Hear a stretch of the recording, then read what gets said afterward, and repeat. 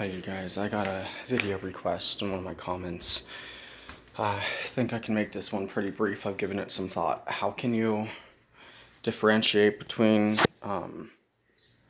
trauma or linked to your NI or anxiety linked to your SC? Well, she didn't say linked, but basically, introverted intuition, subconscious. I've talked about it in plenty of my videos. She commented because she understood what I was talking about. She's starting to kind of get a grasp on how NI is really categorized and how it works. So good for you. I'm glad that you're understanding how SE and NI correlate with each other, and you're starting to ask questions that are in depth that most INFJ videos out there have no clue what they're talking about. Most people who talk about INFJs and NI and the cognitive functions, they'll tell you what they read online. That does you a lot of good, doesn't it? No, you're actually starting to go above and beyond what people post in articles.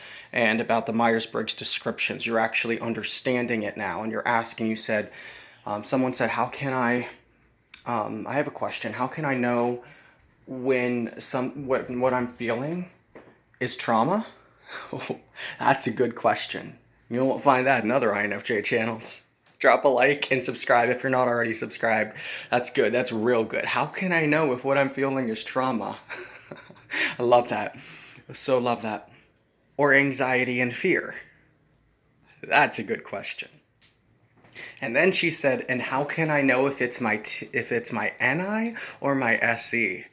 Ooh, you got me excited whenever you asked that. I was super excited to make this.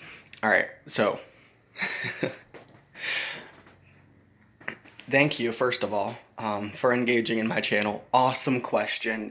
That tells me you've been watching my videos and you're learning from them, and you're probably coming to a very good understanding and likely starting to agree with me whenever I say Boom Shikha and other video channels out there don't know what they're talking about. Stay away from them unless, or if you're gonna watch them, pick and choose, spit out the bones, keep the meat. So, good. I'm grateful you're really becoming a mature, understanding, insightful INFJ. So, how can you tell? Good question. First, understand your NI is your collective unconscious. It is everything you've learned, everything you've seen, or rather, been able to identify with and examine, but it is separate. NI is separate from your subconscious. A lot of times I say it's the same. No, don't misunderstand. NI it rests and is the subconscious layer of the brain. That does not mean you have access to everything that you've ever felt and experienced. Some of that's trauma. That is not in your NI. That affects your NI. You see, what your experiences affect your perspective. So that is why I said it's such a good question. How can I tell if what I am feeling or experiencing is trauma or anxiety? How can you identify if it's trauma? A lot of self-reflection. A lot of self-reflection. A lot of time pausing and reflecting. It's very, very difficult to know at the snap of a finger unless you are familiar with yourself and you've already started untangling the web of your past. How can you know if it's trauma?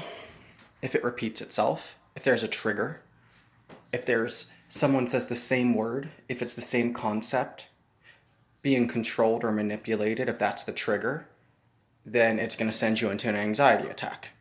That is trauma, not anxiety. The core is trauma. If it is a trigger word like useless, trauma. All right, anything that's a trigger that sparks anxiety or panic is trauma. Anxiety that comes from the thought of a situation occurring can be trauma, or it can be plain anxiety. As introverts and INFJs, we naturally have anxiety in crowds when thinking about spending our energy with other people. I just experienced that right now. I thought about going out to my friend's house to play chess and I got anxiety. That is SE. All right, that is when your environment causes you to be overwhelmed. being able to understand if what you're feeling is directly related to your environment is the first key. If you can say, I think it's more than that, then it's more than that. If you can say, I just really would rather stay home today, and maybe we'll think about it tomorrow, that means that there may be a little bit of trauma holding you back. Does not mean that it is sparking an anxiety attack. Do you understand? Your question was very complex. It is very difficult to know if trauma is the reason for your anxiety, social angst is the reason, or if you genuinely don't want to go and you feel like you're being forced. It takes a lot of self-reflection in order to know if what you're feeling is trauma or not. You first have to be able to notice if there is a pattern. That is why NI is so affected. Our perspective is so affected by trauma. We recognize patterns. So that means, watch my video about psychosomatic breaks and cycles that INFJs go through. That'll cause a psychosomatic cycle. Psychosomatic very broadly means of or relating to a mental illness, state of mind and mental illness. For example, PTSD can or cannot be a mental illness. It depends. It can be psychosomatic or it could just be trauma. Which is it? It depends. So it depends as well, but INFJs can go through these psychosomatic cycles. I'm calling it that because it's not normal. It's not normal to break down over and over. It's not normal to not be able to function in circumstances. That's a mental illness and it needs dealt with. When you can deal with that problem, you can function. If it keeps you from functioning, you are a slave to it and it is mentally keeping you from functioning. That is a classified medical illness. Psychosomatic. So if those patterns cause a psychosomatic cycle, then it's trauma and it needs dealt with. That's pretty much it. Hopefully this video helped you. Thank you for commenting and I'll see you all next time. Oh, and don't forget to subscribe to my channel if you're new, please. Really trying to make this YouTube channel more active. I can't afford to do that until I get more subscribers. So please consider subscribing. You don't have to hit the notification bell. I honestly don't care. But subscribe if you would. It would really help my channel out a lot. I'm trying to get to 1,000. Once I get there, I'm able to actually devote more time into this.